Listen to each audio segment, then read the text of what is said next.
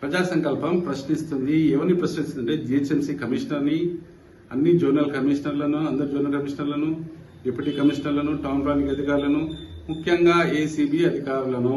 చూడండి, మన తెలంగాణ ఉన్నత న్యాయస్థానం ఒక మంచి అది ఇచ్చింది. అవినీతి అధికారుల ఫోటోలు ట్యాంక్ బండిపై ప్రదర్శించాలి. అక్రమ నిర్మాణాలపై హైకోర్టు తీవ్ర వ్యాఖ్యలు.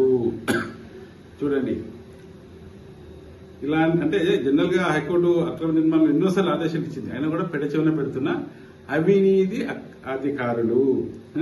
ప్రజాప్రశ్నలో వచ్చిందండి.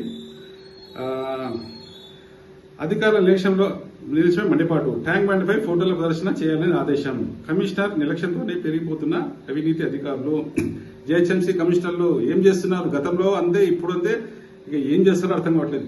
మున్సిపల్ శాఖ మంత్రి ఎవరు? మన ప్రియతమ ముఖ్యమంత్రి రేవంత్ రెడ్డి గారు. చూసారా, ఇవన్నీ కలిపి లాస్ట్ మీకే వస్తుంది చెడ్డ పేరు. గుర్తుపెట్టుకోండి, అవినీతికి పాల్పడుతున్న అధికారులపై చర్యలు శూన్యం. మొత్తం దీన్ని లింక్ అన్ని పంపిస్తామండి. ఇంత క్లియర్ గా అవినీతి అధికారుల గురించి ప్రజాప్రశ్నలో నిత్యం, ఆదాబ్ హైదరాబాద్ లో నిత్యం,